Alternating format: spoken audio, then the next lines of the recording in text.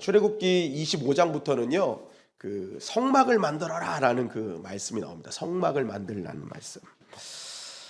오늘 그래서 출애굽기 27장 말씀으로 이제 함께 말씀을 나누길 원하는데요. 출애굽기 27장 말씀으로 우리가 조각목으로 만들되라는 제목으로 함께 은혜를 나누길 원합니다. 하나님께서는 성막을 만들라고 하세요. 그런데 중요한 것은 여러분들이 이 성막을 만드는 이 과정도 되게 중요하지만 또 하나님께서 성막을 만드는 재료를 정해주셨다는 것도 우리가 좀 지켜봐야 될 문제라는 것입니다. 하나님께서는 성막을 만들라고 하시면서 주 재료를 선정하셨어요. 지목하셨어요. 이걸로 만들어라. 그게 바로 조각목입니다. 조각목. 그래서 출애굽기 25장 10절에 보니까 그들은 조각목으로 궤를 짜되, 그렇죠? 출애굽기 26장 15절도 보면 너는 조각목으로 성막을 위하여 널판을 만들어. 출애굽기 27장 1절에 보면 너는 조각목으로 길이가 5규빗 너비가 5규빗의 제단을 만들되 네모 반듯하게 하며 높이는 3규빗으로 하고 하면서 이 조각목을 재료로 해라 라는 말씀을 계속 하십니다. 제가 이 간단하게 3절만 보여드렸지만 사실은 조각목으로 널판도 만들었고요, 조각목으로 성막 문도 만들고 떡상도 만들고 분향단도 만들고 번제단도 만들고 언약궤도 만들고 언약궤를 맬 채도 만들고, 그러니까 대부분 성막과 그 성막을 이루는 모든 재료들을 다 조각목으로 만들라고 하십니다. 물론 노수로 만들어라 하는 것도 있었어요. 그러나 대부분 조각목으로 만들라고 하세요. 근데 여러분, 이게 사실 조각목이 뭔지를 알면요, 이 조각목으로 하나님께서 이 만들라고 한다는 이것은요 굉장히 좀 의외고 좀 생뚱맞아 보인다는 거죠. 혹시 여러분 조각목 보신 분 있어요? 조각목? 조각목을 보셨다고 손 들으셨으면요 구계명을 어기시는 겁니다. 구계명이 뭔지 아세요? 거짓말 하지 말라잖아요. 거짓 증거. 왜냐하면 조각목이라는 건 없습니다, 여러분. 그럼 왜 하나님 조각목이라고 말씀하셨어요? 여러분, 이게 이제 그냥 상식적으로 좀 알아두면 좋은 게, 조각목이라는 단어는 우리나라 성경에만 있습니다. 조각목이라는 단어. 이게 우리나라가 성경이 들어올 때 중국에서 들어왔거든요. 중국 번역본을 이제 중국 말을 된 것으로 우리가 해석해서 쓴 거예요. 근데 이 중국 성경에 이제 이게 원래 조각목이 이제 사막에 사는 씨띠 나무거든요. 근데 이 씨띠 나무를 봤는데 중국에서 보니까 그 나무랑 비슷한 나무가, 그래도 조금 비슷한 나무가 조각자 나무라는 게 있습니다. 조각자 나무. 그래서 그들은 씨띠 나무를 조각자 나무라고 번역을 한 거예요. 그런데 우리나라로 번역 오면서 조각목이라고 번역이 된 겁니다. 그러니까 사실은 조각목이라는 나무는 없는 거죠. 원래는 이 나무 자체가 이제 씨띠 나무라는 거죠.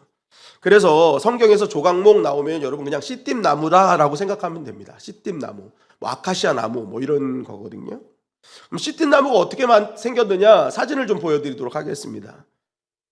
자, 이게 사막에서 볼 수 있는 씨띠 나무입니다. 아마 이스라엘을 갔다 오신 분들이나 사막을 좀 횡단하신 분들은 아마 보셨을 거예요. 굉장히 울퉁불퉁하고 굉장히 못생기고 막 가시도 있고 하는 그런 나무죠. 바로 이 나무가 씨띠 나무라는 겁니다. 성경에 나오는 조각목이라는 거죠. 굉장히 건조한 광야에서 살아가기 때문에 굉장히 이게 삐뚤삐뚤합니다. 그리고 가시도 많은 나무. 여러분, 이 나무로 무엇을 만들기에 좋아 보이십니까? 이 나무로 뭐 만들어라 하면 여러분 화부터 나지 않겠어요? 자, 저 나무 가지고 야 만들어봐 하면은 이거 정말 화날 일입니다. 그러니까 무엇을 만들기엔 굉장히 불편한 나무였다라는 것입니다. 만들기는 하지만 굉장히 많은 공정 과정을 거쳐야 되는 나무가 바로 이 씨띠 나무 조각목이었다는 거죠. 여러분, 우리는 하나님께서 법궤를 만들고 떡상을 만들고 뭔가 이렇게 네모 반듯한 이런 것들을 만들기 때문에 막 이렇게 백향목이나 이렇게 아주 잘생긴 나무들로 우리가 조각목을 생각할 수 있지만 실상은 아니었다는 거예요. 굉장히 볼품없고 건축용 목재, 이런 어떤 무엇을 만드는 목재로는 영광인 나무가 바로 이 씨띠 나무 조각목이었다라는 것입니다. 그럼에도 불구하고 이 쓸모없어 보이는 나무를 하나님은 성소의 성막의 핵심 재료로 지목하셨다는 거예요. 그걸로 만들어라. 씨띠 나무로 만들어라. 여러분, 우리는 조각목을 재료로 해서 이 성막과 그 기구들을 만들라고 하신 이 하나님의 말씀을 보면서 아주 중요한 진리를 깨닫게 되죠. 정말 볼품없고 누구도 쓸모없다고 생각되는 조각목을 하나님께서 사용하고 만들라고 하신다는 것은 어찌 보면 조각목같이 느껴지는 나의 인생도 하나님께서 반드시 사용할 수 있다라는 그런 귀한 의미를 담고 있다는 것입니다. 하나님께서는 꼭 곱고 잘 다듬어진 인생만 사용하시는 것이 아니라 때로는 삐뚤삐뚤해요. 정말 어떻게 보면 남들 찌르는 가시도 있고 그런 사람인데도 불구하고 하나님은 반드시 그 한 사람이 내가 하나님께 쓰임받기로 결단하고 나아가면 하나님께서는 여러 가지 공정 과정을 거쳐서 아주 귀한 재료로 사용하신다는 것입니다.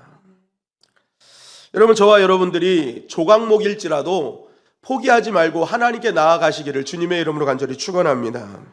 근데 중요한 건 뭐냐? 하나님께서는 조각목 자체를 그냥 다 사용하시는 게 아니라 반드시 그것을 깎고 공정하는 과정이 분명히 있다라는 것이죠. 그러니까 여러분, 우리가 하나님께 내가 쓰임받고자 할 때는 각오하셔야 될 게 하나님의 공정 과정을 반드시 지나가야 된다는 것을 여러분 꼭 기억하셔야 되는 거예요. 그래서 나를 하나님께서 때로는 공정 과정을 거치실 때 하나님 날 지금 사용하시려고 하는구나. 성막의 재료가 여러분, 성막이 얼마나 귀한 겁니까? 그러니까 우리가 이런 공정 과정을 거칠 때는요, 하나님이 나를 귀하게 사용하시려는 거구나는 그런 기쁜 마음으로 받아들일 수 있는 믿음도 있어야 한다라는 거죠. 그렇다면 이 조각목을 만들 때 거치는 공정 과정, 간단하게 말하면 그겁니다. 먼저는 잘려져야 된다는 거예요. 이 조각목이 여러분 그냥 여기 붙어 있으면 쓰임 받을 수 없죠. 반드시 원가지에서 잘라져야 된다는 겁니다. 그러니까 자기가 있던 위치에서 은혜 받는 위치로 바꿔져야 한다는 거예요. 하나님께서 때로는 우리의 위치를 바꾸실 때가 있습니다. 내가 정말 전부라고 생각했던 자리에서 생각지도 않은 여러 가지 이유나 상황들을 통해서 나를 자꾸만 하나님 은혜의 자리로 이렇게 끄집어내는 경우가 있거든요. 그 자리에서 잘라내실 때 여러분 그때 깨달으셔야 돼요. 하나님께서 나를 향한 뭔가 계획이 있으시구나. 내가 정말 힘들고 어렵지만 나를 자꾸만 은혜의 자리로 끄집어내시고 원래 자리에서 잘라내셔서 일로 끄집어내시는 것은 하나님의 계획이 있구나. 여러분, 그래서요, 그때는요, 정말 예배를 드리고 하나님 앞에 나오는 것이 부담스럽고 힘들지라도 여러분들이 그때는 결단하고 나오는 믿음이 필요합니다. 여러분, 그러면요, 하나님께서 그때부터 정말 놀랍게 다듬어 가시는 은혜가 있는 것이죠. 그런 다음에 그렇게 이제 위치가 딱 바뀌어지면 그때부터 하나님은 어떻게 하시느냐, 이제 껍질을 벗기고 수분을 빼는 거예요. 그죠? 이 조각목이요, 여러분, 단단한 껍질로 쌓여져 있습니다. 그리고 그 안에는 이제 수분이 차 있죠. 근데 이것이 제대로 쓰임 받으면 이제 껍질을 벗기고 그 수분을 빼야 돼요. 이 껍질이 뭐예요? 이 사막 기후에서 나를 지켜줄 것 같은 그 뭔가 단단히 싸고 있는 내가 믿을 만한 것들이죠. 그런데 하나님께서는 그것을 벗겨내신단 말이에요. 벗겨내신다. 그러니까 우리가 먼저요, 하나님께 이제 쓰임 받으려면요, 우리가 하나님처럼 믿고 있었던 거, 정말 하나님 같이 여겼던 것들이 벗겨지는 시간이 옵니다. 정말 이것만큼 안 되는데 했던 것들이요, 여러분, 이게 벗겨지는 거예요. 벗겨지는 거. 그거 벗겨내야 돼요. 안 그러면 여러분 우리가 이 쓰임 받을 수가 없는 겁니다. 그리고 내 안에 있는 불순물들이 쫙 말라져야 돼요. 정말 이 모든 죄악들, 옛사람의 그런 어떤 습관들, 생각들, 이런 것들이요, 여러분 쫙 빠지는 시간이 있어야 된다는 겁니다. 그러니까 벗겨지고 빠지고. 그리고 나서 하나님 어떻게 하느냐, 이제 그때부터 대폐질을 시작하시는 거예요. 그죠? 뾰족뾰족 튀어나온 옹이, 가지 이런 것들을 여러분 사용할 수 있도록 쫙쫙 대폐질 하시는 거예요. 그러니까 이게 울퉁불퉁하기 때문에 이걸 대폐질 해가지고 여러분 반듯하게 해서 이거를 이렇게 착착착착 이제 맞춰가야 되는 거거든요. 그러니까 반듯하게 크게 만들어야 되니까 그게 뭐 여러분 대폐질하면은 이만했던 게 요만해지지 않을까요? 그러니까 그런 것들이 계속 모이는 거예요, 모이는 거. 근데 만약에 이게 대폐질이 안 돼 있고 옹이가 남아있고 막 뾰족뾰족한 게 남아있으면 어떻게 되겠어요? 연합이 됩니까? 안 됩니까? 절대 안 됩니다. 그러니까 이게 널찍한 어떤 떡상이나 이런 걸 만들 수가 없는 거예요. 그러니까 마찬가지로 교회가 여러분 하나님께서 대표질을 하래요. 때로는 여러 가지 이제 생각지도 못한 고난들, 또 여러 가지 하나님이 하시는 테스트들, 이런 것들을 통해서 나의 모난 부분들을 하나님께서 싹싹싹싹 이렇게 만들어 가시는 거예요. 그래서 어느 누가 와도 함께 할 수 있는 연합의 사람, 그리고 이해의 사람, 함께하는 그런 용서의 사람이 될 수 있도록 하나님께서 자꾸만 대표질 하시는 거예요. 그래서 여러분 때로는 나에게 생각지도 않은 고난이 왔을 때, 여러 가지 시험을 통해서 나의 그러한 모난 부분이 보여지고 그런 것들이 있을 때 여러분 기억하십시오. 하나님이 나를 조각목으로 사용하시려고 하는구나. 여러분 하나님의 대표질이 있습니다. 그때는요 좀 아프긴 해요. 왜냐하면 그거를 벗겨내는데 얼마나 그게 아프겠어요. 그러나 벗겨져야 쓰임받습니다. 그런 것들이 잘 갈려지고 깨끗하게 다듬어져야 하나님 나라에 아름답게 쓰임받는 자가 되는 거예요. 교회의 공동체 거슬리지 아니하고 하나님 나라에 정말 온전한 자로 합력하여 선을 이루는 자로 그렇게 다듬어져 가고 만들어져 가고 합력해지는 그런 은혜가 있다라는 것입니다. 여러분 야곱을 보세요. 야곱이요 간사한 꾀쟁이 아니었습니까? 근데 그 꾀가 야곱에게는 나머지 사람들에게 상처 주는 거였잖아요. 그 꾀 때문에 부모님의 상처 줬죠. 형에게 상처 줬죠. 외삼촌 라반에게 상처 줬죠. 또 자기의 부인들에게 상처 줬죠. 자녀들에게 상처 줬죠. 안 그렇습니까?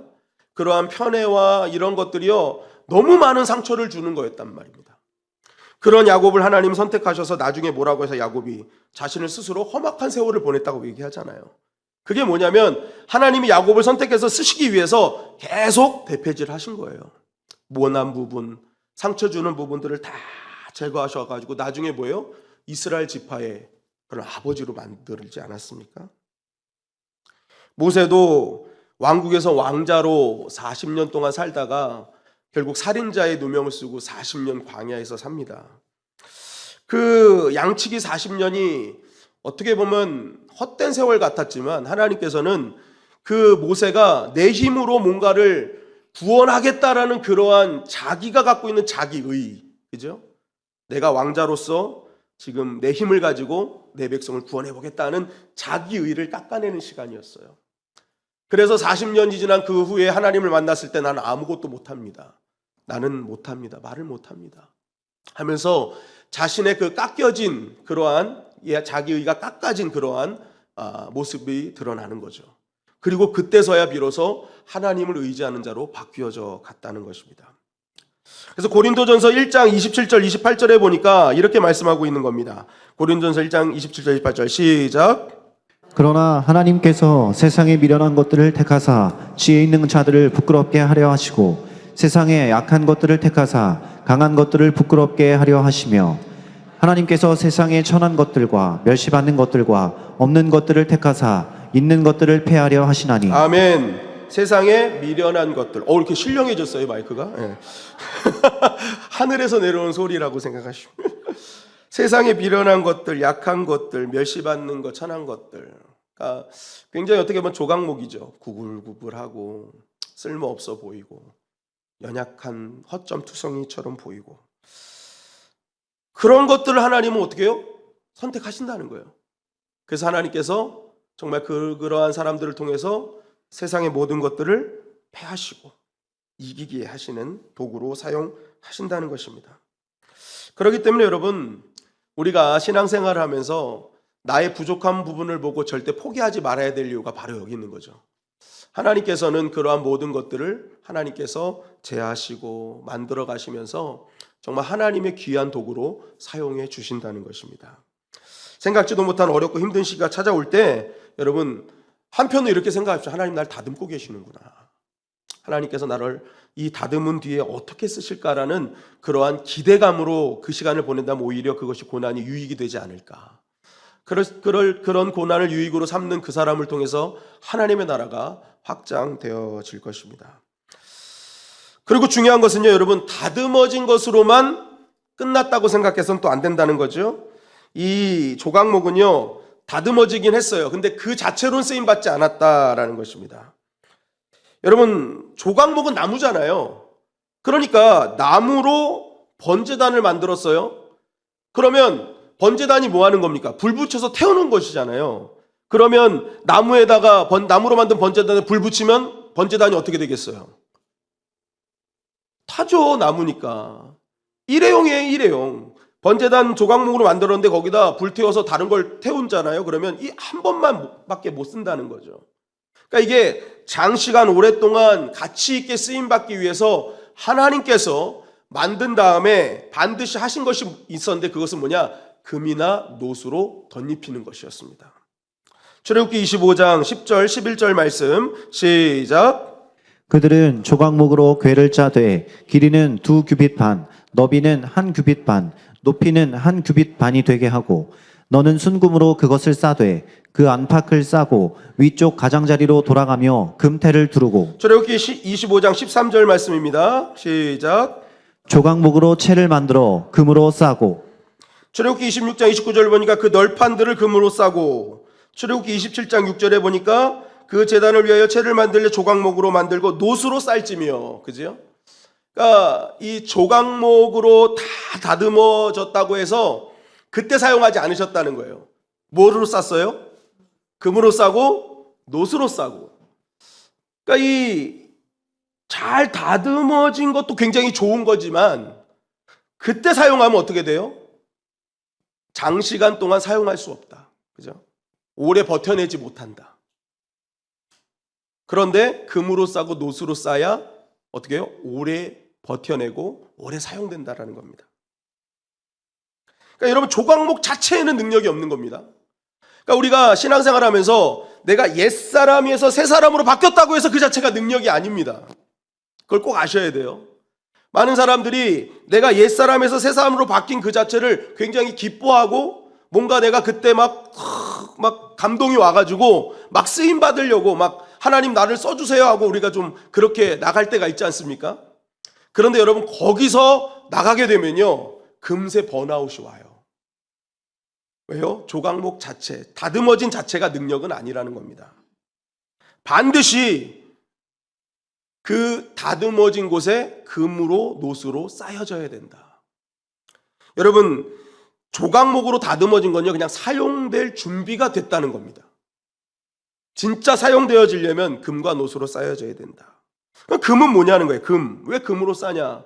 성경학자들이 금이라는 것을 성경에서 해석할 때요 금은 존귀와 영광을 뜻하고 가장 중요한 금의 속성이 하나님의 본성, 하나님의 신성을 상징하는 게 금입니다. 그럼 하나님께서 갖고 계신 신성이 뭐냐는 거예요. 베드로전서 1장 3절 4절 말씀 다 같이 한번 읽어볼까요? 시작. 우리 주 예수 그리스도의 아버지 하나님을 찬송하리로다.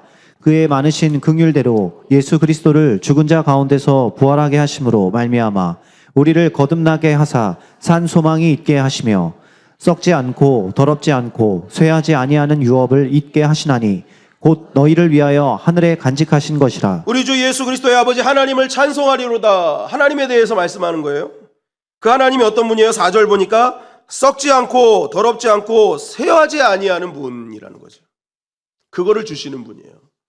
그러니까 여러분 하나님의 본성, 하나님의 신성은요 변치 않는 것. 근데 그게 금이에요. 금. 그러니까 금의 속성은요 존귀와 영광이 있지만 변치 않는 겁니다. 상하지 않는 거예요. 어떤 상황 속에서도 항상 그 모습을 유지하는 거. 그게 금의 능력입니다. 그럼 놋은 뭘까요? 놋. 우리 다니엘서 10장 5절부터 6절 말씀입니다. 시작.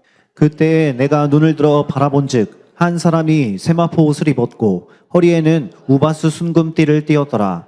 또 그의 몸은 황옥 같고 그의 얼굴은 번갯빛 같고 그의 눈은 횃불 같고 그의 팔과 발은 빛난 놋과 같고 그의 말소리는 무리의 소리와 같더라. 자, 다니엘이 본 한 사람에 대한 환상인데 이 한 사람이 바로 예수 그리스도를 상징합니다.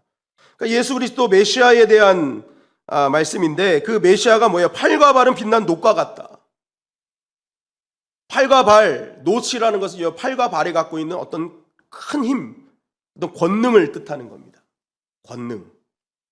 굉장히 강한 권능을 말하는 거예요. 그래서 예레미야서 15장 20절에 보니까 이렇게 말씀하고 있죠. 시작.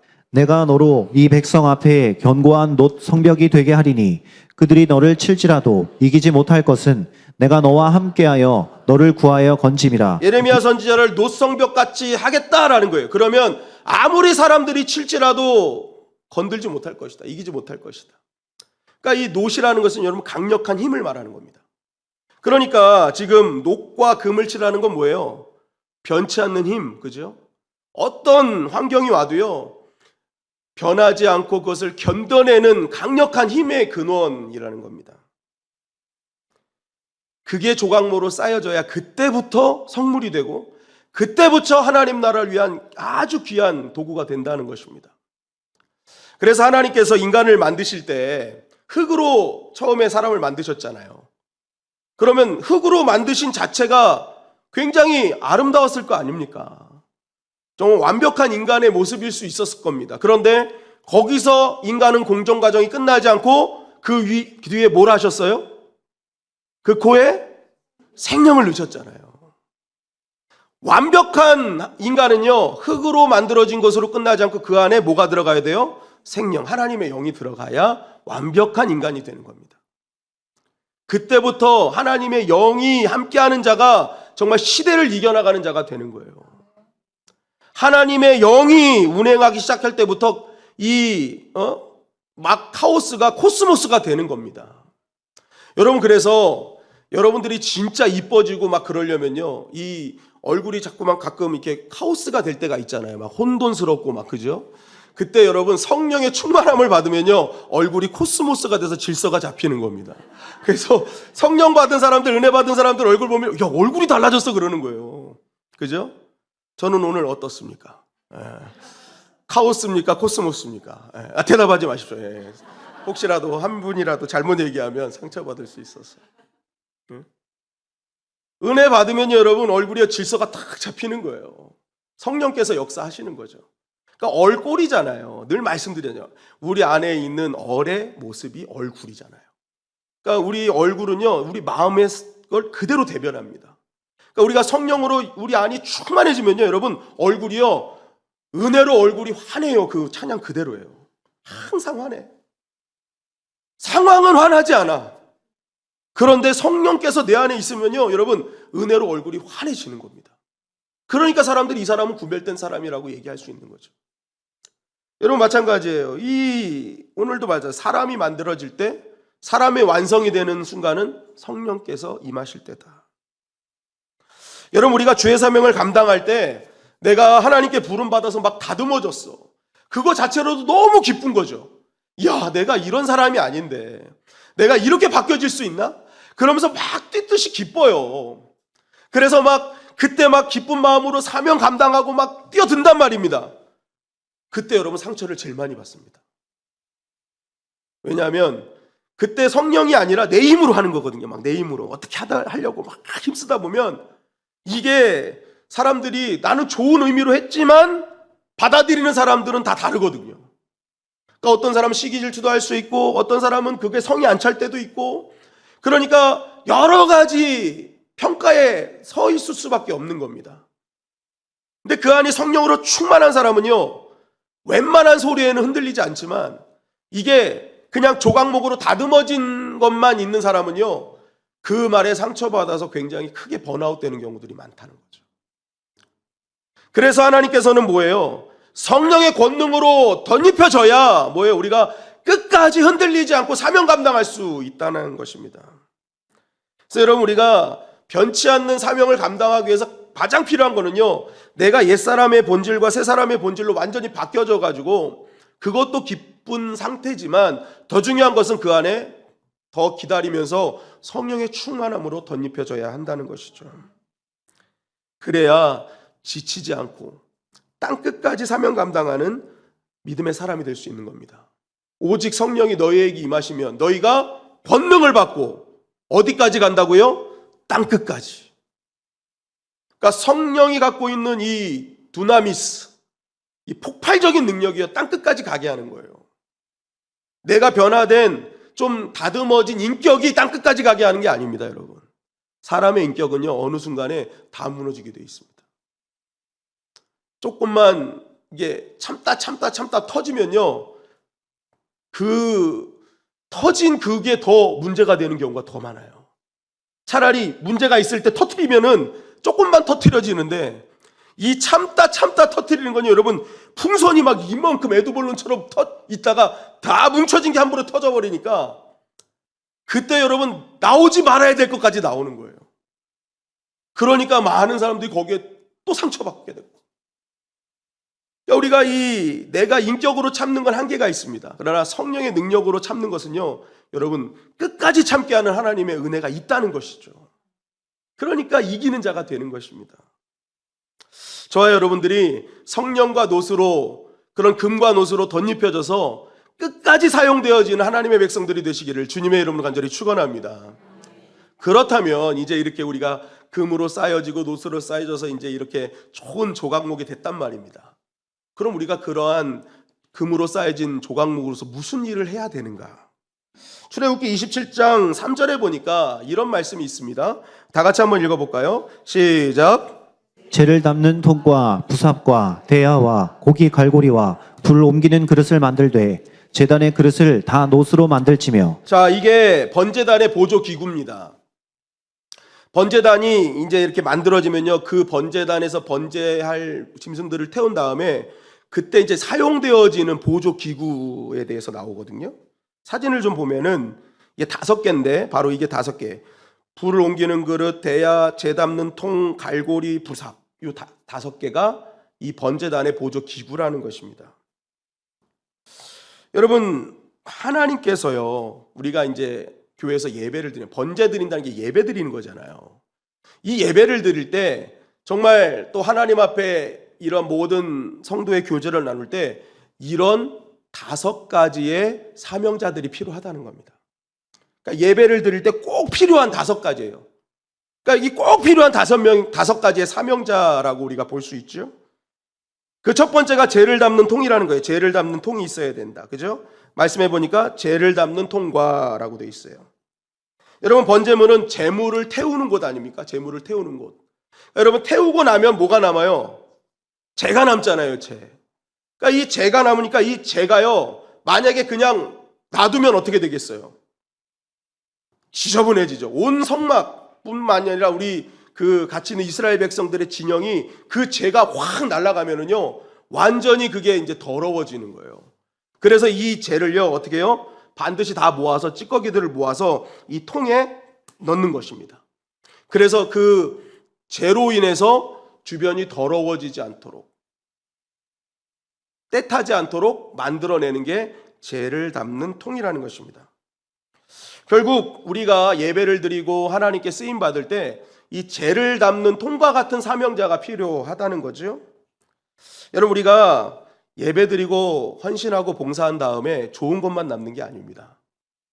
생각지도 않은 여러 가지 재들이 있어요. 분명히 하나님 뜻대로 한 거지만 그 뒤에 남는 여러 가지 재들이 있어요. 찌꺼기들이 있어요. 사람들의 실수한 것, 모자란 것, 부족한 거, 아쉬운 거, 교회의 어떤 나쁜 일이나 부정적인 요소들, 막 그런 것들이 막 보이기 시작한단 말입니다. 그럴 때 바로 이 재를 담는 통 같은 사명자들은요, 그 재를요, 날아가지 않도록 통에 담는 역할을 합니다. 그리고 보니까 재를 담는 통에는 뚜껑이 있잖아요. 뚜껑을 딱 닫아놔야 돼요. 그래야 재가 날아가지 않죠. 여러분, 이 뚜껑을 닫는다. 이 뚜껑이 뭐냐? 바로 입이라고 할 수 있습니다. 우리들의 입. 그러니까 뚜껑이 닫혀져야 뭐예요? 재가 날아가지 않죠. 마찬가지로 재를 담는 통의 사명자들은요, 입조심을 항상 한다는 거예요. 나쁜 것들, 부족했던 것들, 정말 어떻게 보면 흩날리면은 굉장히 안 좋은 영향을 미치는 것들은 입을 딱 다물고, 오히려 그 뒤로 남았던 은혜로운 말들, 정말 교회에 더 하나 될 수 있는 말들을 한다는 거예요. 통을 꽉 담는 사명자. 그러니까 이 교회는요, 이 재를 담는 통 같은 사명자가 있을 때 교회는 더욱더 주 안에서 화목을 이룰 수 있다. 여러 가지 허물을 덮어주고 싸매주고 감싸주는 사명자이기 때문에. 그래서 교회가 이럴 때일수록 뭐예요? 더 힘을 낼 수 있다는 거죠. 두 번째 뭐예요? 부삽이 있는 겁니다. 부삽.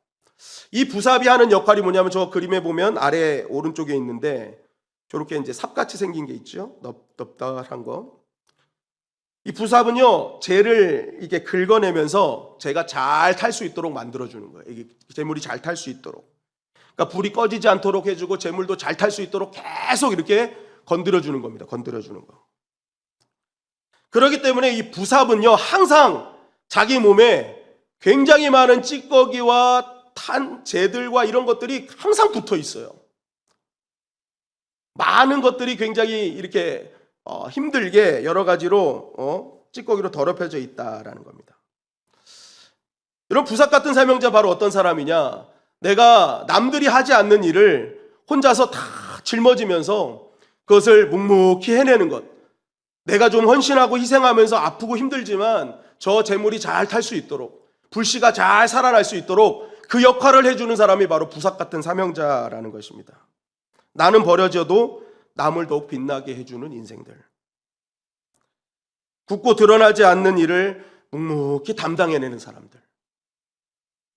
여러분, 이러한 사명자가 있을 때 얼마나 교회가 더 아름다워질까. 그리고 대야가 있죠. 대야는요, 저기 보시니까 가운데 있는 거죠. 위에 가운데 있는 거. 이게 뭐냐면 재물을 막 옮겨낸 거예요. 그러니까 이제 이쪽에서 재물이 준비되면 재물을 딱 거기다 담아가지고 번제단으로 막 갖고 오는 거예요. 그 번제단에 재물 태우고 또 갖고 가서 또 갖고 와서 또 이렇게 하고. 여러분, 이 대야가 어떤 역할을 하는 것 같습니까? 오늘날로 말하면 전도예요. 전도.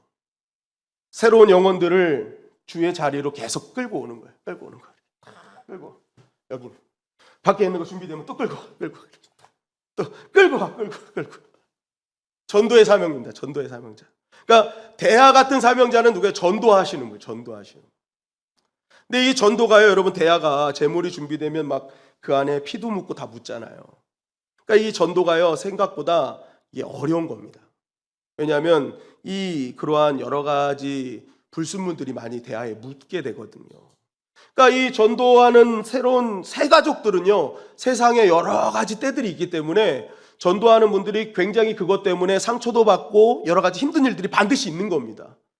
그럼에도 불구하고 그것을 각오하고 내가 정말 그 모든 것들을 감내하고 주께로 인도하는 그 사람, 그게 대야 같은 사람이죠. 그래서 여러분, 교회엔 대야 같은 분들이 많으면 새 가족들이 막 일어나는 거예요. 근데 중요한 것은 어떤 분은요, 대야의 은사가 강한 분이 있어. 교회로 끌고 오는 건 너무 잘하셔. 끌고 오는 건 너무 잘하셔. 근데 양육을 못해. 그죠? 붙들어 놓질 못해. 그때 필요한 게 바로 이제 갈고리인 겁니다. 갈고리 사명자. 그죠? 여기 아래에 왼쪽에 있는 갈고리. 여러분, 이 갈고리의 역할은요, 제단에 올려진 이 재물을요, 때로는 이게 불이 확 올라가니까 그 불의 연기로 이렇게 흩날려서 떨어질 수 있고요. 이런 어떤 여러 가지 바람이나 이런 것에 날아갈 수도 있기 때문에 그것을 고정시켜주는 역할이 갈고리입니다. 그래서 끝까지 잘 탈 수 있도록 돕는 게 갈고리죠. 제단에서 떨어지지 않도록. 여러분, 만약에 대야에서 열심히 사명 감당했는데 이분이 그냥 그 재물에서 다 떨어져 나가면 어떻게 하겠어요? 이분이 여기까지 올 때까지 얼마나 많은 희생이 있었습니까? 저 한 분을 그냥 교회에 이끌어 오려고 정말 돈도 쓰고 막 엄청난 에너지와 모든 걸 헌신했단 말입니다. 그런데 이분이 아무것도 아닌 일에 확 날아가 버리면 이건 진짜 말 한마디에 확 날아가 버리면 정말 힘든 거죠. 그래서 필요한 게 이제 고기 갈고리라는 것입니다. 모든 대야의 사명이 헛되지 않도록 고기 갈고리처럼 딱 붙잡고 어떤 상황에도 이분이 떠나지 않도록 만들어주는 사람. 잘 양육하고 잘 위로하고 가르치며 하는 그 사명이 바로 고기 갈고리라는 거죠. 성경에 보면 바나바가 바로 그러한 사람이죠. 우리가 바나바 교육을 했지만 여러분, 바나바가요, 아무도 만나주지 않으려는 사울을요, 그 제자들에게로 인도했던 사람이 고기 갈고리 바울이죠. 끝까지 멈추지 않도록.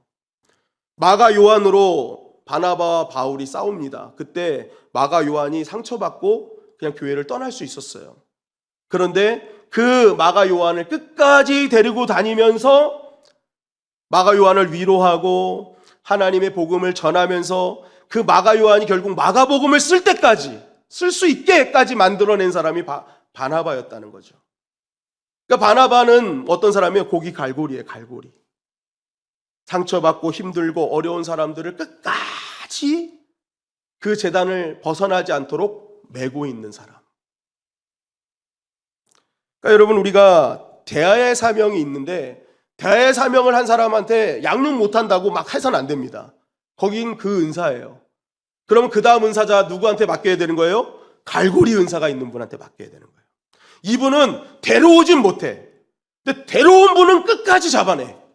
그래서 여러분, 이런 은사를 서로 이렇게 잘 봐가지고 잘 연결시켜주고, 그게 바로 바나바 사역이라는 거죠. 그래서 고기 갈고리 역할을 하는 것. 마지막으로는 불을 옮기는 그릇이 있어야 된다는 거죠. 이 맨 첫 번째, 위에 첫 번째 있는 게 불을 옮기는 그릇입니다. 광야 생활을 하면서 어디로 가든지 반드시 있어야 되는 게 불이었습니다. 불. 이 불은 정말 꺼지면 안 되는 불이었어요. 근데 이 불이 어떤 불이냐? 하늘에서 내려온 불이었습니다. 레위기 9장 24절 말씀 우리 한번 다 같이 읽어볼까요? 시작. 불이 여호와 앞에서 나와 단 위에 번제물과 기름을 사른지라 온 백성이 이를 보고 소리 지르며 엎드렸더라. 자, 불이 어디서 나왔어요? 여호와 앞에서 나와. 그러니까 이 불은 하늘에서 내린 불입니다. 근데 아론의 첫째 아들, 둘째 아들이 죽은 이유가 뭐예요? 하나님이 내린 하늘의 불이 아닌 다른 불을 사용했기 때문에 죽었거든요. 그러니까 이 하늘에서 내린 불이 꺼지지 말아야 돼요. 그러니까 이 불을 항상 지키는 사람이죠.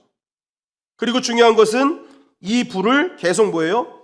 붙여내는 사람, 지켜내는 사람. 이 사람이 바로 이런 영적 사명자가 필요하다는 거예요. 하늘에서 내려온 불은 은혜의 불이요 성령의 불이라고 우리는 할 수 있습니다. 그러니까 우리가 교회에서는요, 어떤 사람이 필요하면 하나님께서 주신 은혜의 불, 성령의 불을 꺼뜨리지 않는 사람이 필요합니다.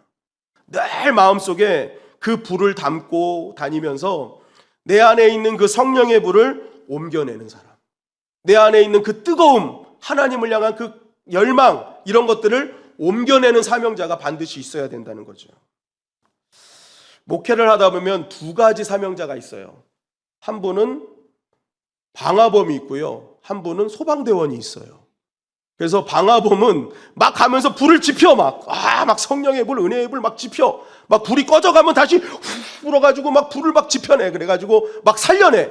근데 이 소방대원의 사명을 가진 분은 있는 불도 다 꺼버려 막. 여러분, 우리는 어떤 사명자가 되어야겠다는 거예요. 꺼져가는 불도 끄지 아니하시는 주님인데 내가 끄면 되겠습니까? 우리는 항상 내 안에 불씨를 항상 갖고 다니면서 정말 꺼져가는 불씨가 보이면 가서 얼른 붙여줘야 돼. 얼른 붙여줘야 돼. 그래서 활활 타올 수 있도록 막 부채질도 해주고. 그죠? 여러분, 우리가 이왕 주님께 부름받은 사람들이라면 방화범들이 되시기를 주님의 이름 간절히 축원합니다. 집에 가도요, 내 남편이 꺼져가는 불씨다. 그러면 막 성령의 불 붙이고, 막 신앙이 떨어지는 소리 한다고 마귀야 물러가라 그러면 이제 끝나는 겁니다. 그때는요, 막 기도해주고, 다리끼리 붙들고 기도해주고, 자는 그 비계 붙들고 기도하고. 그죠? 어떤 분들은 가족이나 사랑하는 사람들 신발 갖고 와서 기도한대잖아요. 교회 와가지고 교회 좀 오게 해달라고 그래서 신발부터 왔습니다. 신발부터 왔다고. 그러니까 꺼져가는 불을 막 피워내는 사람이 돼야 된다는 거예요.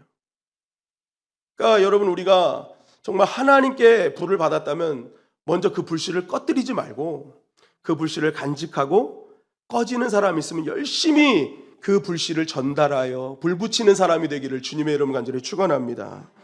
교회는요, 방화범들이 많을수록요, 교회는 막 타오르게 되어 있어요.